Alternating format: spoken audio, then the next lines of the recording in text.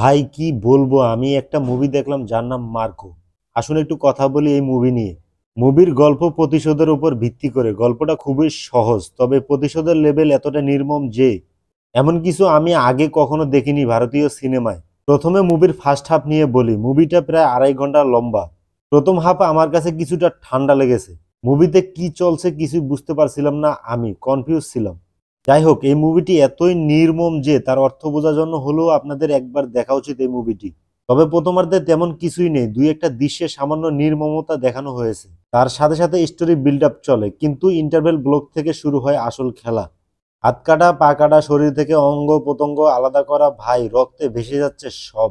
আপনি যদি আর rated movie fan হন তাহলে এই মুভিটি আপনার জন্য। মারামারি এতটাই ভয়ানক যে রক্ত যেন আপনার চোখ দিয়েও বের হবে। ভাবছি সেন্সর বোর্ড কিভাবে এই মুভিটি থিয়েটারে পাস করলো। আর যদি এই মুভি এ রেটেড হয় তাহলে হলে কর্তৃপক্ষ কিভাবে বাচ্চাদের ঢুকতে দিল। এটা মোটেও বাচ্চাদের দেখার মতো মুভি নয়। সত্যি বলতে নির্মমতার বাইরে এই মুভিতে আর কিছুই নেই। গল্পের খোঁজ করতে যাবেন না, ভিলেন মারবে, হিরো মারবে, মুভি শেষ। তবে হ্যাঁ, ক্যামেরার কাজ ছিল অসাধারণ। কিছু জায়গায় করিডোর এবং সিঁড়ির দৃশ্যগুলো এত সুন্দরভাবে নেওয়া হয়েছে যে মনে হয় এক টেকে করা, তবে সেটা স্মার্ট কাট ছিল। মুভিটির হাইপ দেখে মুভিটিকে সেরা বলার মতো না, শুধু নির্মমতার উপর ভিত্তি করে সেরা বলা যায় না।